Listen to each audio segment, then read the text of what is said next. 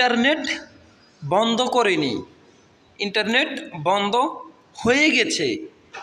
2024 সালে কোটা আন্দোলনের সময় ইন্টারনেট এবং ওয়াইফাই বন্ধ করে বিপুল সমালোচনায় আসেন জুনায়েদ আহমেদ পলক। 17 জুলাই বুধবার রাত থেকে মোবাইল ইন্টারনেট এবং 18 জুলাই রাত 9টা থেকে সকল ধরনের ডাটা অর্থাৎ ওয়াইফাই সহ সকল ইন্টারনেট বন্ধ করে দেওয়া হয়। টানা 10 দিন মোবাইল ইন্টারনেট বন্ধ থাকার পর 28শে জুলাই থেকে মোবাইল ইন্টারনেট চালু দেওয়া হয়।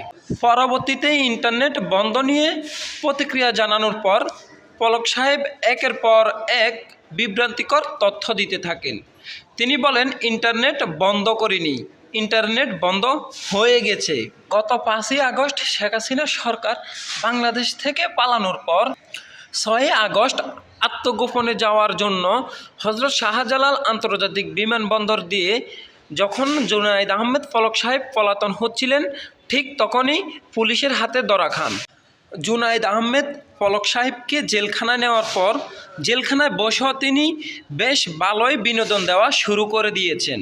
কখনো বলছেন জেলখানায় বসে তবজি টিপছেন, আবার কখনো বলছেন তাহাজ্জুদ পড়ছেন। এই বেচারা 1980 সালের 17ই মে বাংলাদেশের নাটোর জেলার সিংড়া উপজেলার শেরপুর তেলিগ্রামে জন্মগ্রহণ করেন। তিনি 1995 সালে সিংড়া দমদমা উচ্চ বিদ্যালয় থেকে এসএসসি ও 1997 সালে রাজশাহী ওল্ড কলেজ থেকে এইচএসসি পাশ করেন। পরবর্তীতে জাতীয় বিশ্ববিদ্যালয়ের অধীনে তিনি এলএলবি ডিগ্রি অর্জন করেন এবং বাংলাদেশ সুপ্রিম কোর্টে আইন পেশায় নিয়োজিত হন। গত জুলাইয়ে কোটা বিরোধী আন্দোলনের সময় ইন্টারনেট বন্ধ করে পলক সাহেব বেশ আলোচনায় আসেন এবং ইন্টারনেট বন্ধ করে দেওয়া আন্দোলনের গতি অনেকটাই কমে যায় এবং অনেক ছাত্র জনতা নিহত হন।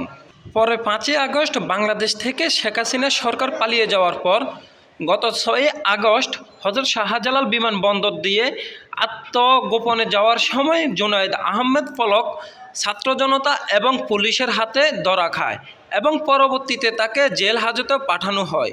এখন পর্যন্ত তিনি জেলখানায় রয়েছেন। প্রিয় দর্শক, জেলখানায় তার দিন ভালো যাচ্ছে না বলে মাঝে মাঝে রিমান্ড থেকে বাইর হওয়ার পর তিনি জানান। প্রিয় দর্শক, এমন সকল নিত্য নতুন তথ্য পেতে চ্যানেলটি সাবস্ক্রাইব করে পাশে থাকুন। ধন্যবাদ।